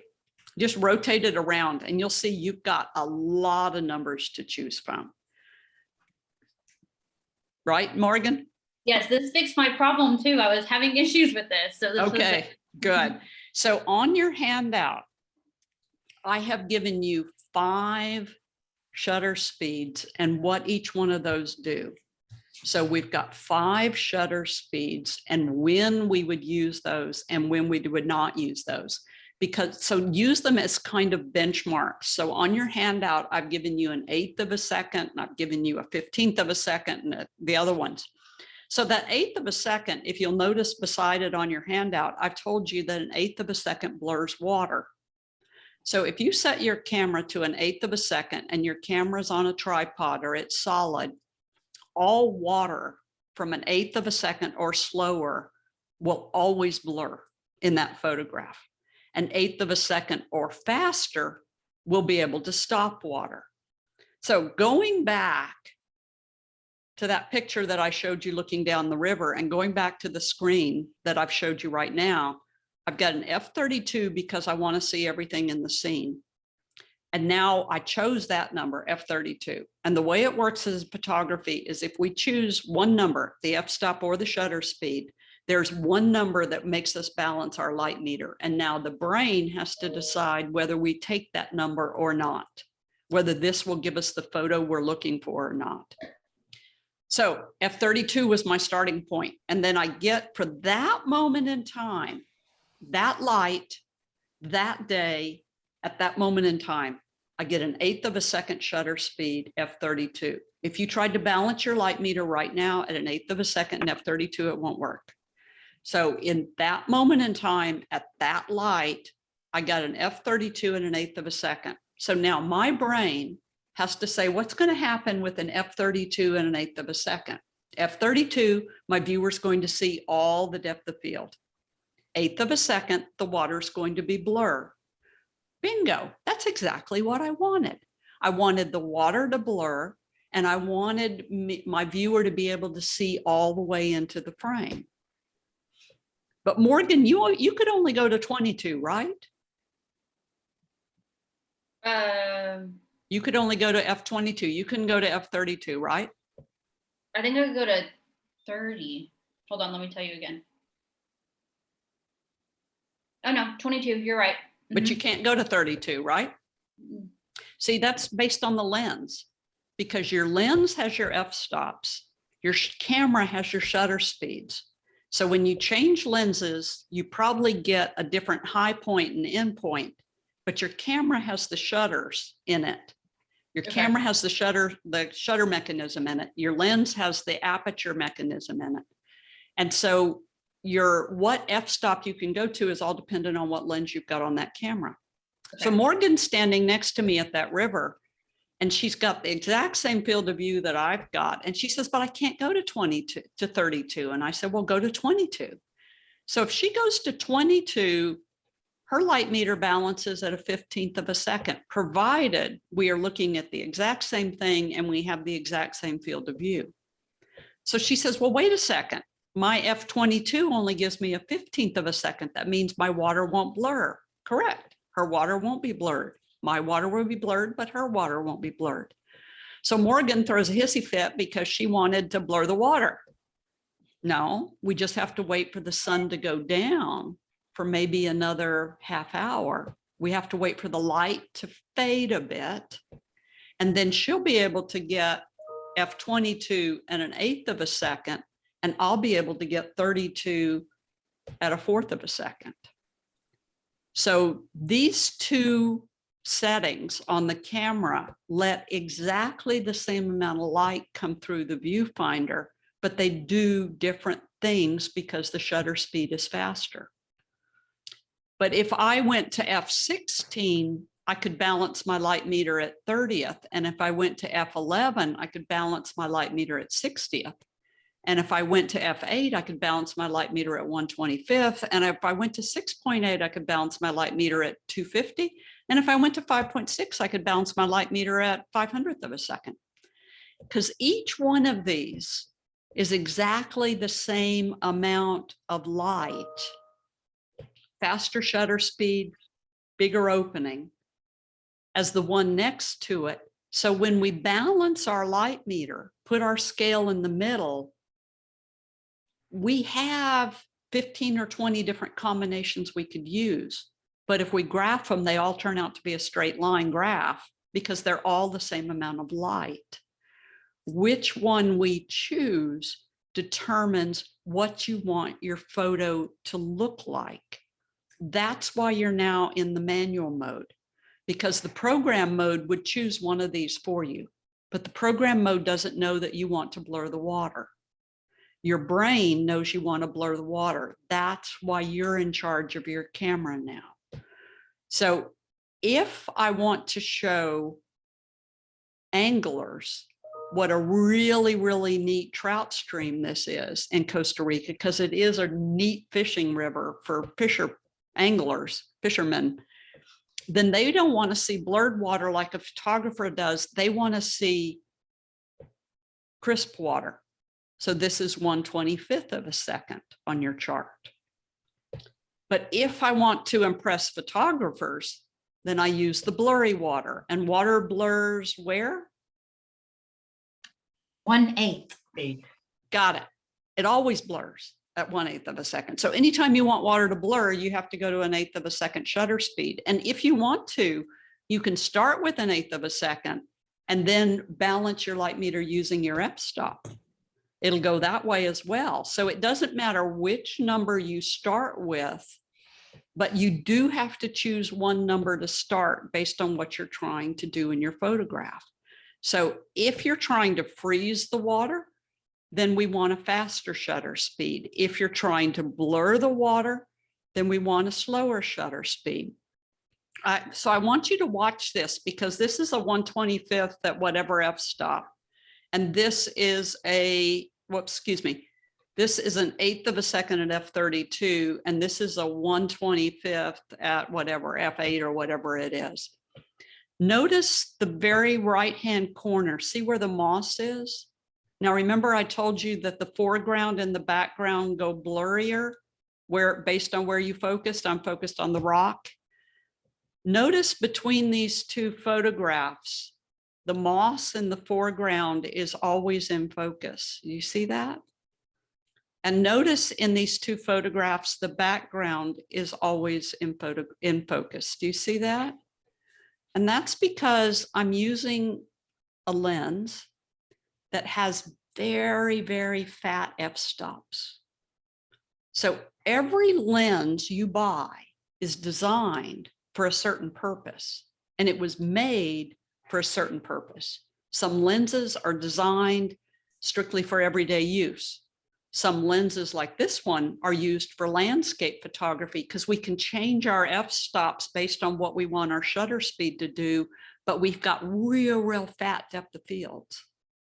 That 50 millimeter that Arandia was talking about, that's got really shallow depth of fields. That's the way it's designed. Question, Morgan. Yes, so when I increase my shutter speed to the fastest speed, my images go completely black. Yeah, because we haven't balanced the light meter yet. Haven't got there yet. I'm just telling you the two Okay. components to balance. So, so hang tight for just a second. So your lenses, I'll talk about in class 2, because your lenses have certain designs to them, and you just don't buy a lens because a friend told you to buy that lens, or you just don't buy a lens because the internet says you have to buy it, because you're wasting your money. You buy a lens because you need it. A lens is like a wrench or a screwdriver. You buy it because you need it. It's a tool. So you buy it based on what you're trying to photograph. So look at this photograph of Venice. Based on how much we can see all the way down the canal, is this a f22 or 32, or is this an f8? Or a 3.5? 32. 32, exactly. So you can look at a photograph now and you can tell roughly what f-stop the photographer used. Look at the water. See how the water is blurred? So roughly what shutter speed am I using? 1/8. Good. So you know I'm using 1/8 of a second or slower because the water's blurred. So when you look at a photograph now, you can say, okay, so roughly she's doing this and roughly she's doing this. You notice that the people are blurred. See that? So some people are more blurred than other people. So the person who stood for just a second and then continued to walk gets blurred. Notice the guy with the white bag in his hand. You see that? He's stopping at the window to look in the window. He's sort of solid. The people going up and down the bridge have to slow down to do the stairs. So they're sort of solid. But if you want to see the gondolas. You have to use a faster shutter speed to stop the gondolas. So notice the guy with the white bag at the window. So if my shutter speed's not fast enough, the gondolas disappear because the gondolas are just gently moving down the water. And if they don't stay still, they never imprint. And if I want to stop the gondolas, I've got to use a fast enough shutter speed to stop the gondolas. So 1/25th of a second versus a slower than that, slower than 1/8 of a second. You see that? But you notice that the light is exactly the same, but what we stop and what we don't stop is all based on what shutter speed we use or what shutter speed we don't use. So shutter stops movement. If you want to stop movement, you've got to use a faster shutter speed. That's your first number. And then you follow with whatever f-stop you want to use. So pick your camera up and put it in your hands if you would. And I want you to go to an f5.6. So set your f-stop to 5.6. No zoom in or zoom out. You don't have to zoom in or zoom out. I just want you to set your f-stop on 5.6. Everybody got 5.6? Yes. Yay. So, you know, here we are, and you all know how to put in your f5.6 now. So congratulations. So with your f-stop on 5.6, I'd like you to look through your viewfinder, point your camera to someplace in your room, and now rotate your shutter speed dial until the scale goes right in the middle. So point your camera, look through the viewfinder, get used to looking through the viewfinder. Now point your camera and rotate your shutter speed dial until the scale goes right in the middle. And when you get the scale right in the middle, tell me what shutter speed you got and then take the picture. So rotate it until it goes right in the middle. 1/6. Good, take the picture. And then point the camera, Joshua, go Yes. for it. What'd you get? 1.6. Good, 1.6, point, take your picture. What'd you get, Morgan? What'd you get, Morgan? Looking, sorry. So look through the viewfinder, push your shutter button halfway down to turn your camera on. Remember that, guys, your camera turns off. It goes to sleep like your computer does. So you have to click your shutter button to turn everything back on, and it'll go to sleep in about 8 seconds. So it doesn't take it long to go to sleep. So rotate your shutter speed dial, and Carol and Joshua, point your camera to another place in the room, do the same thing and take the picture. Morgan? 0.8. Take the picture. Good. So point your camera at another place in the room and take the picture. And then rotate around, point your camera at another place in the room, maybe a window or a light, and take the picture. Point your camera up at the light, rotate the dial again. You've got to keep your scale right in the middle every time before you click the shutter. Good. And then what shutter speed did you get when you pointed it at the light? What shutter speed did you get when you pointed it at the light?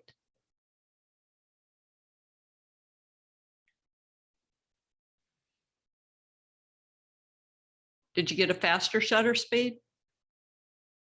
Getting there. 1/20th. Good. Take the picture. What'd you get, Morgan, when you pointed it at the light?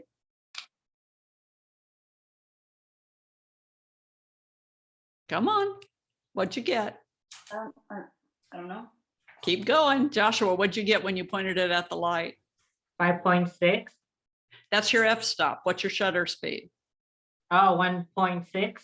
1.6. What'd you get when you pointed it at the light, Morgan? 1/4. 1/4 of a second. Good, good. Congratulations. Pat yourselves on the back. You now have balanced your light meter. Yay. Okay, now pull that picture up on the back of the camera, please. And when you scroll through those 3 pictures you just took, does the light, now these are ugly pictures. These are bad pictures. Yes, Joshua agrees. They're like really bad photographs. But does the light look like it does in your room? Yes. Good, good. Does the light look like it does in your room? Yes. Yeah, Morgan? No, No, what's it look like? it's like zoomed in on the light and black around it. Okay, and it's got black around it. Now go back to where you just took a picture of your wall or whatever. What does that one look like? Does it look like the room in the light in your room? Yeah. Good, good. Okay, the one of your light, it's going to be like that. It's just going to be probably a dark background with a bright circle in the middle of it. That's okay. Okay. But Carol, when you took that picture of your dog back there, did it look like your dog? Yes. But it was blurry, right? Yes. Okay, good. Okay, and that's because we don't have a lot of light inside. So, but you have now balanced your light meter. And when you balanced your light meter, you now get your picture that looks like the light we have. It doesn't mean that it doesn't mean the dog, behind Carol is in focus or not, or that it stopped it moving, because that's all that's all shutter speed and everything else. But it just means that you can now balance your light meter. So when I say balance your light meter, what I mean is you put that scale right in the middle. Got it? Yes. Okay, good. Holding on. Okay. So when we look through the viewfinder, you can put your camera down for right now. When we look through the viewfinder and we see our subject just barely moving, the first number that we have to dial in is our shutter speed. That's okay. So when we dial in, when we see movement going on in our photograph of the thing we want to photograph, the first number we have to dial in is our shutter speed. So during the springtime, I wanted to photograph this redbud tree. I knew that I wanted to blur out the background. So camera's on the tripod, I'm all ready. But when I look through the viewfinder, the branch is gently moving. Okay, change of plans. I have to now use my shutter speed first and then follow with my f-stop. So I have to dial in a 15th of a second, because if you look on your handout, a 15th of a second stops gentle movement. So 15th of a second stops gentle movement. So if the baby that we're trying to photograph is breathing, we have to have a fast enough shutter speed to stop the movement of the baby breathing. If the branch is moving, we have to have enough shutter speed to stop the branch moving. So 15th of a second. If it's a living creature just looking at us, blinking eyes, moving head, smiling, if it's a living creature just looking at us, we have to have at least a 15th of a second shutter speed. Excuse me, a 60th of a second shutter speed. I'm sorry. So on your handout, a living creature has to have a 60th of a second shutter speed. So anytime that we want to photograph the kids just looking at us, or the dog or the cat just looking at us, then we have to immediately dial that shutter speed to 60 and then follow with the f-stop. So when we balance our light meter, we dial in the number we know and we follow with the other one. So in this case, 60th of a second, and then follow with the f-stop. Look at that background. What f-stop do you think I'm using?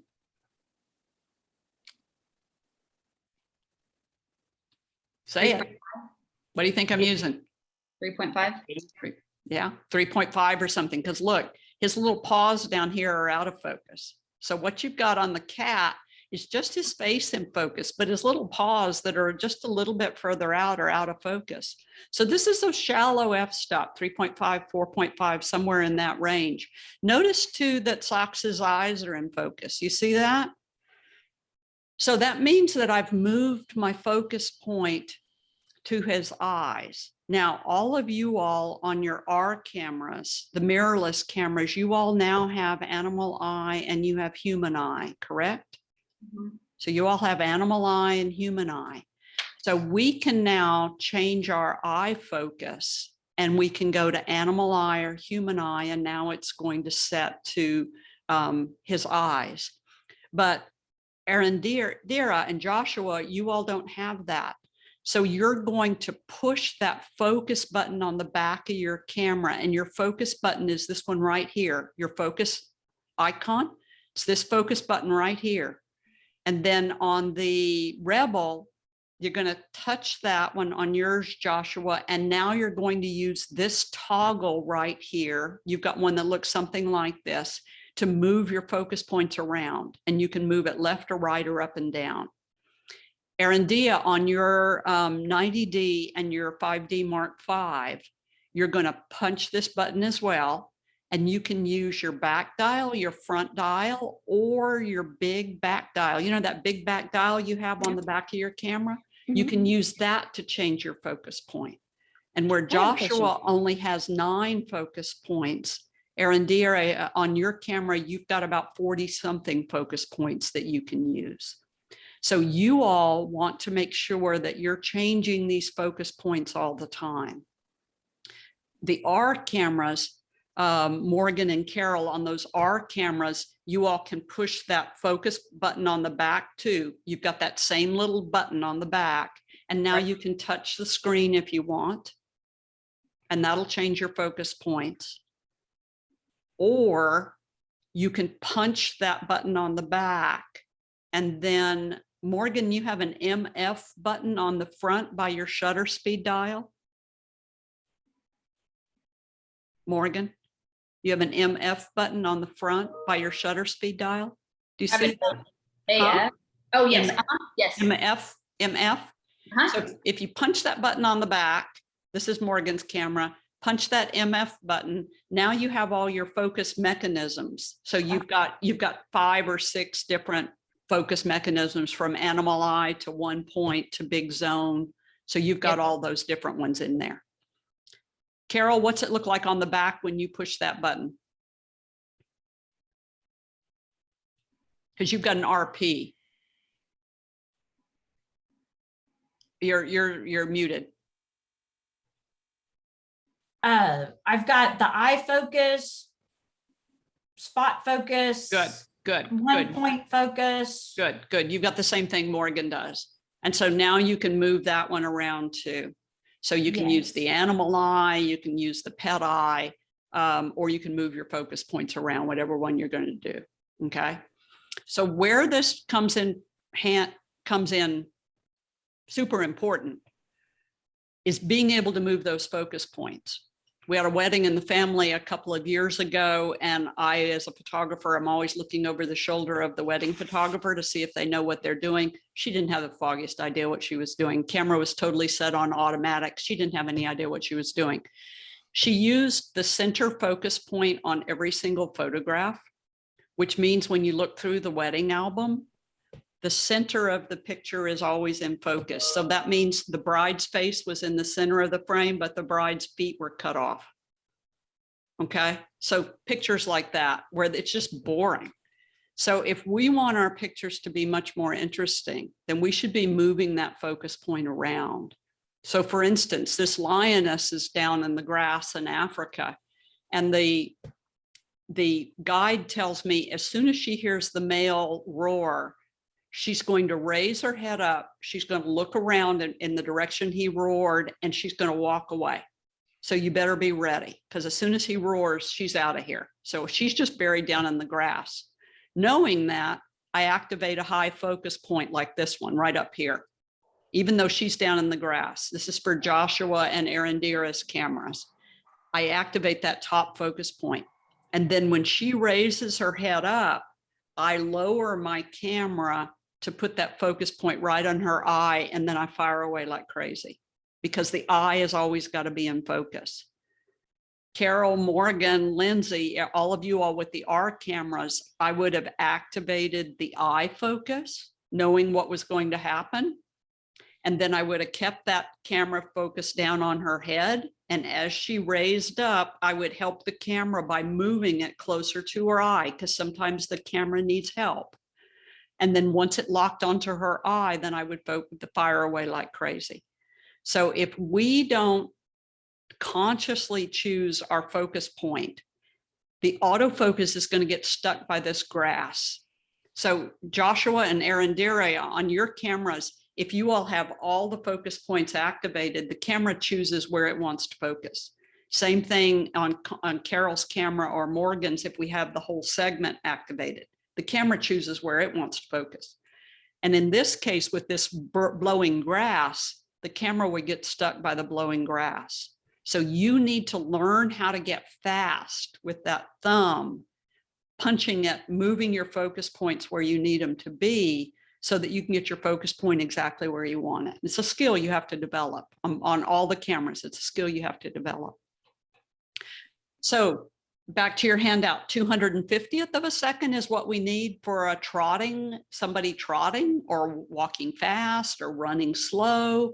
In this case, guy on a horse in a parade.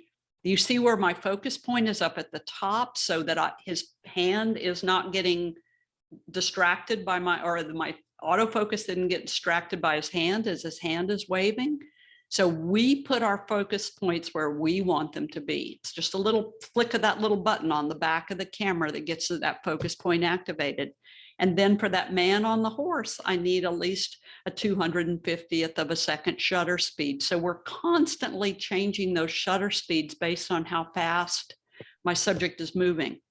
And excuse me, little kid in a swing, about 250th of a second. And you notice where I positioned him. So I didn't photograph him when he had a real cluttered background. I waited till we got to the swing I wanted him to be in. Now I've got a background that's all the way across the playground so I can blow it out of focus. Now I put my focus point on his face, push him in the swing, but I make sure I've got that 250th of a second shutter speed to stop him. Not a big kid, he's a little kid. And the same thing holds true when I'm working on something like a slow moving bird, like this blue-gray tanager down in Costa Rica. And if you want to go photograph with me in Costa Rica, it's a fabulous place to go photograph. And we've got a trip going in February if you're interested. But this is a rather slow moving blue-gray tanager. And so I can put that focus point over to the side. And now notice how I've created a photograph that's a lot more interesting to look at than the bird right in the center of the frame. So using those focus points to your advantage gives you that photograph that you're looking for. But the 500th of a second is where we get to where we've got a bird flying or a person running. So depending on how much movement I've got is based on how fast I need that shutter speed to be. So with this whale, I need like a 500th of a second as he flukes into the air, if not faster than that. But notice the water balls. See all the splash off of his tail? Okay, remember water blurs at 1/8 of a second? Water forms balls at 500th of a second. So in this case, I knew that I wanted to capture that splash. So I made sure I was 500th of a second or faster to balance my light meter on this one. And in this photo, because of the light, notice it's kind of hazy out on the horizon. I couldn't get the shutter speed fast enough. Notice how you all got a very slow shutter speed in your house. That's what we get. It's kind of overcast where I am right now. So outside, it would be kind of hard to get a faster shutter speed as well right now because it's kind of overcast and gloomy out there. It's going to rain shortly. But if I wanted a faster shutter speed, I can get it by now pushing my ISO. So if you look on the back of your camera, all of you all are at ISO 100 according to my handout, right? Good, thank you. Okay, ISO 100, why you're set at ISO 100. Canon designed their cameras to take the best picture, best clarity, best color at ISO 100. The further you move away from ISO 100, the more you degrade the quality of the photograph and the more you degrade the color and the clarity of the photograph. So we don't shoot on auto ISO as program mode would have you do. We consciously raise our ISO when we need a faster shutter speed. And all we have to do is just punch the ISO button. You've got an ISO button on the body of your camera, right? What does it look like? Should say ISO on it. No button on that camera because that's an RP, so it's a bit smaller. Okay, so you're going to have to punch the Q button and go to the ISO, which is your top most right-hand icon on your back display panel. Morgan, you've got an ISO button on that camera, right? Yes, ma'am, I do. Okay, good. And Joshua, you've got an ISO button on your camera too.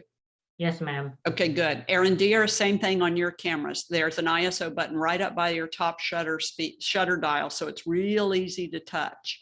And then in Aaron Deere's camera, it's also got a little raised bump on it, so she can find it without having to put her eyes on it. So it's a really nice design there. So in the event I want a faster shutter speed than I can get when I balance my light meter, then I can punch my ISO button and raise my ISO. And by raising my ISO, I can now get a faster shutter speed. But I degrade the quality of my photograph. So if we raise our ISO real high, then we end up getting a photograph that kind of looks like this one. So here I am in the Moroccan Sahara Desert. We're out there to photograph the night sky.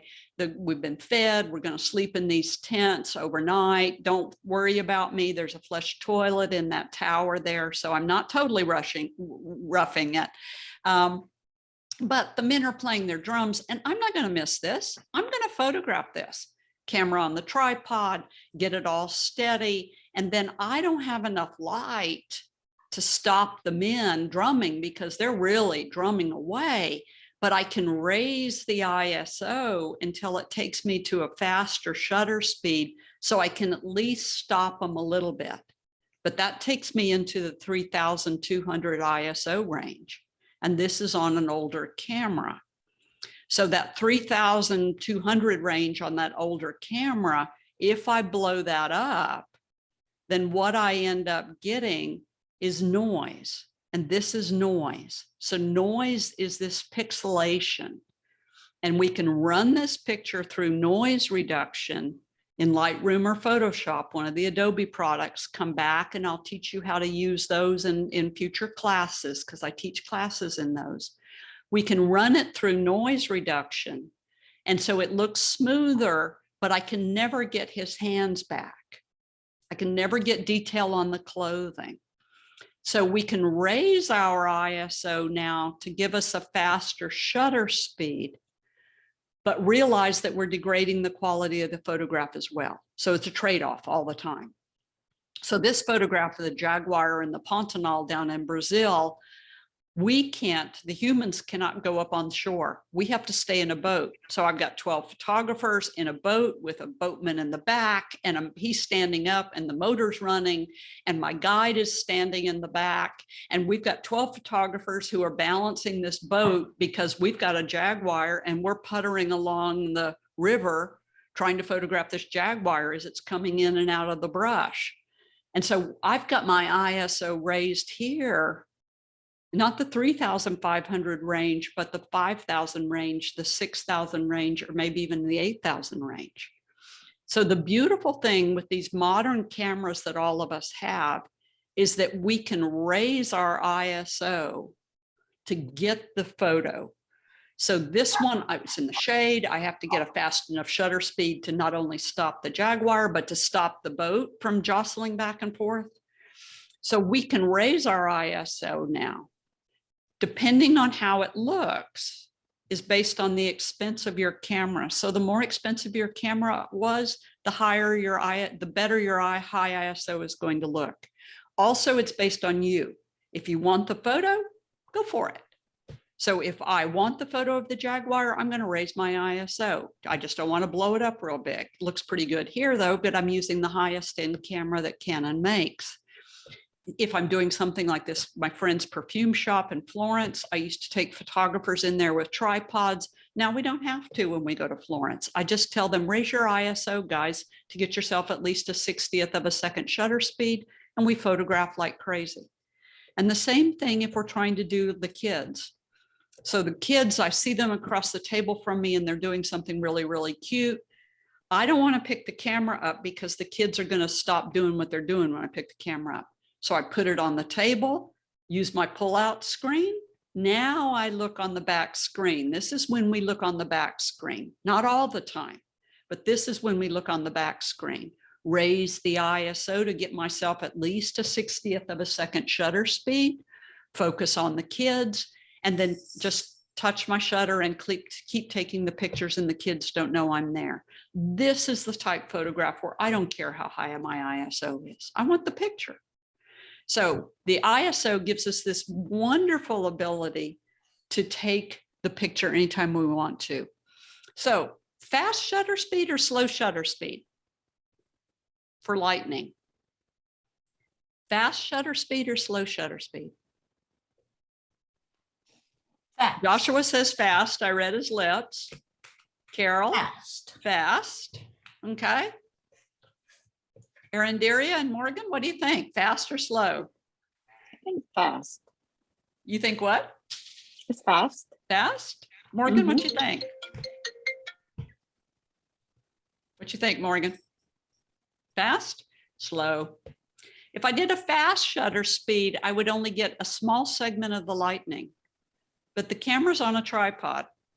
The lightning bolt's going through the air, and I'm photographing the lightning because the shutter is open the whole time that the lightning bolts are going through the air.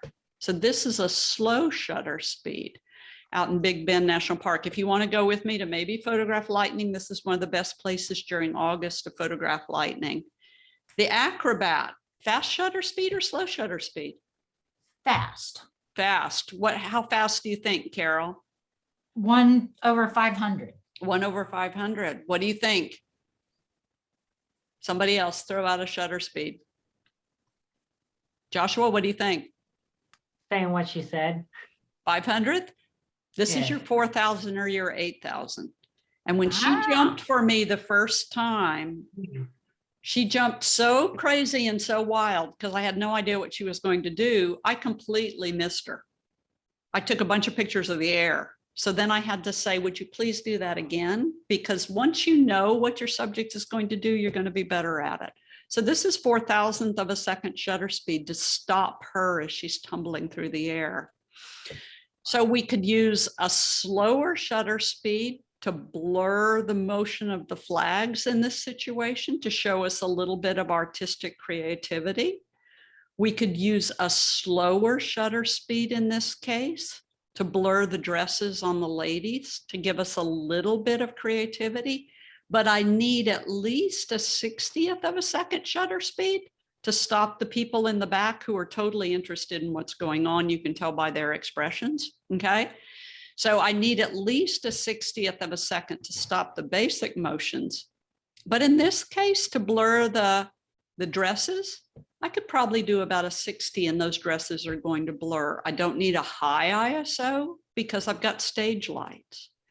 So which shutter speed and which f-stop you choose to balance your light meter depend on what your photo ends up looking like. So pull one of those pictures up on the back of your camera, if you would, please. Pull a picture up on the back of your camera and push your INFO button or Joshua, your DISP button 2 times or 3 times until you see your histogram. You see your histogram? Hold on.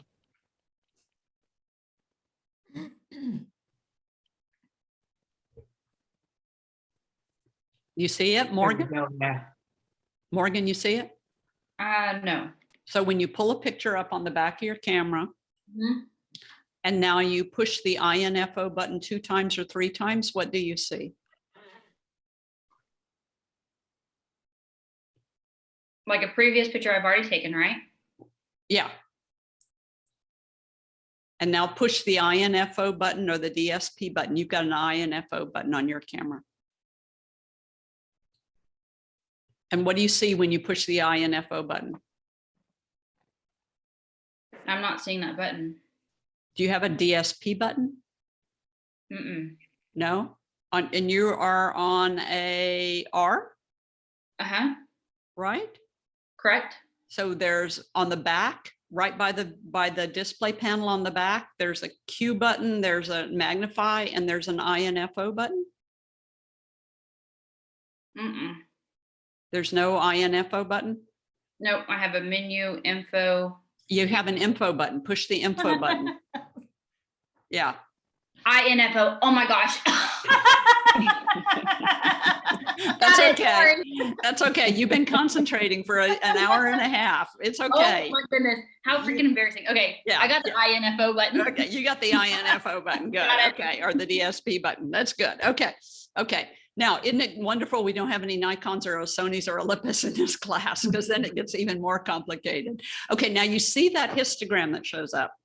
Yes. This is the most important thing. When you look at a picture on the back of your camera, I don't want you to look at the picture. I want you to look at this histogram, because the bottom histogram is the histogram that we want. We want a histogram that begins on the left and ends on the right. I don't care how many peaks and valleys it has. I just want it to begin on the left and end on the right. I want the histogram to go all the way across. If your histogram goes all the way across, then that means that you captured all the colors in that photograph. You captured all the data. So if your histogram goes all the way across, you are absolutely perfect. But if your histogram spikes up the right side, over on the right, your white colors are on the white and your black colors are on the left of the histogram. So what's happened in a histogram is we took the picture, converted it to black and white, and now we separated all 256 black and white tones and graphed them. That's all that is. If you have a spike going up the right side, that is also where you get the blinks. And if you don't have anything blinking at you and you have a spike up the right side, like go to that picture where you photographed of your light bulb over your head, the light bulb should be blinking at you. You should have a blink on that. If you don't have your blinks, go to your blue menu and turn on your highlight indicator, because this is important to you, because you can pull your picture up on the back of your camera, glance down with your eyes, and you can see whether that histogram is spiking up the right side and whether anything in the picture is blinking.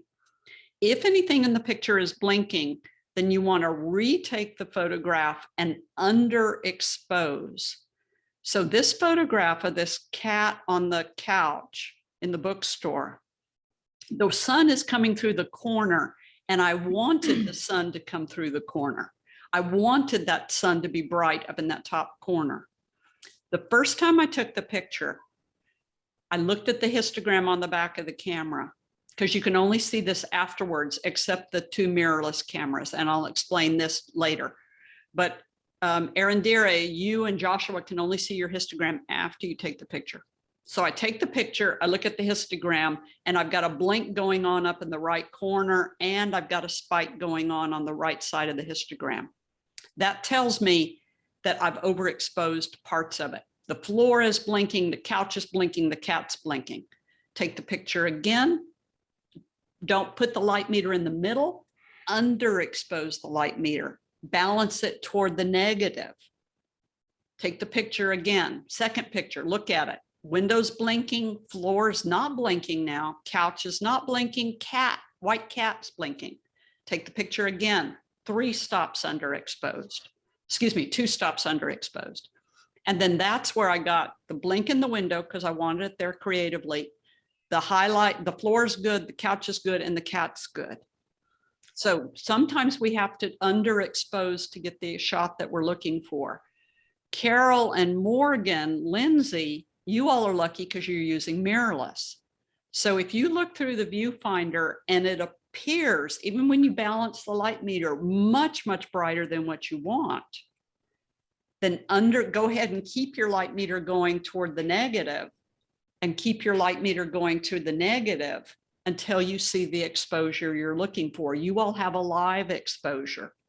The same thing, Carol and Morgan and Lindsay, if you look through the viewfinder and it's too dark, when you balance your light meter, put the scale in the middle, then overexpose to move your histogram all the way to the right side. So you can only see your histogram, once again, after you take it, unless you activate it in the viewfinder display. But we want to watch that histogram, because that histogram tells us whether we've got the proper exposure or not.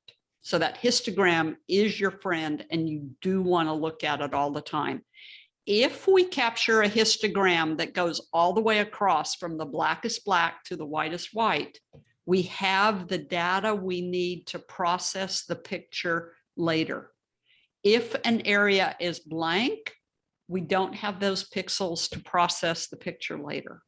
So we have to capture it correctly in the field so we don't have to fake it later on. Okay. Questions?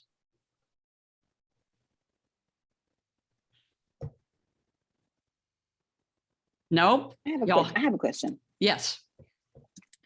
I noticed it, and I don't know, maybe that's my problem. If I have a person with green eyes, the eyes always come dark. It's not the color. So that's what it is. That's right. That's right. Is that it could be what it is, or it could be later on in Lightroom or Photoshop. We need to lighten that shadowed area because there's a shadow following on their eyes versus letting their eyes come all the way through. And Okay. portrait photographers also play a lot of games with those colors of eyes. I looked at a whole bunch of pictures of the Miss America contestants the other day, and I have never seen so much hocus pocus on those eyeballs. I mean, it was unbelievable what they'd done to those girls' eyes. Yeah. Exactly. Okay. Yes. So there's a lot of post-processing we do. Now, Yeah. you all have a Okay. homework assignment before the next class, and I'll see you same time, same place next week. And I will send you the link to next week's class or the login for next week's class later on. I'll send you the recording of this.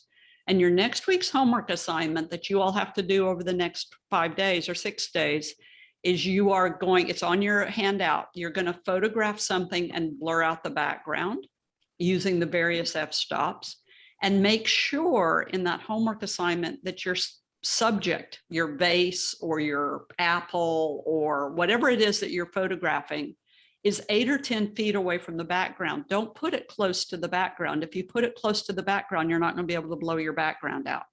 So put it as far away from your background as you can.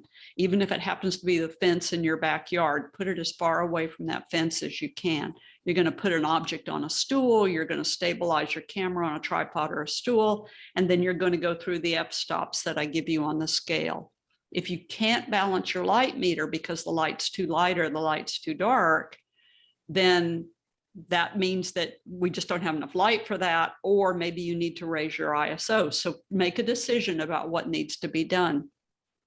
You're going to do the same thing with shutter speed with a water faucet or a fountain in your neighborhood or a water feature in your backyard. You're going to start with a slower shutter speed and move all the way to the faster shutter speed. If you do the homework right, every one of your pictures will look exactly alike because you balanced your light meter at every stop, at every place. But what will change is how much movement stops in the water or doesn't stop, and how much of your background we see and don't see. You can send those photos to me through a link you might have. So if you have a Dropbox or a WeTransfer, I'll get your pictures that way. Or if you would like to use my Dropbox, I'll send you a link to my Dropbox so you can put your pictures in there. Put your pictures in there up until Sunday evening, and I will pull them out and I'll show them in next week's class. Okay. Perfect. If I hear you screaming, I know you're working on your homework and you're frustrated as all get out. Do not let the frustration get to you. It takes a while to learn this. Some of you will get it a lot faster than others. And then I'll meet with you next week. We'll answer all your questions, and then I'll give you some more information on photography. Okay. Yeah, Okay. if you can give us more information on your trips, will be awesome. And all my trips are on my website. Yes. Okay. So visit I'm my gonna look at it. website and you can see all my trips. That is a great way. I had a fresh student like you all on one of my trips recently, and she said she had never learned so much in 10 days about photography, because that's all we're doing and that's all we're talking about. So it's a great way to learn about photography. I'd love to have you all. Okay. Thank you all very much. I will see you next week. Okay. Same time, Thank same you. place. You have a good day. Okay. See you. Bye-bye. Thank you. Bye-bye.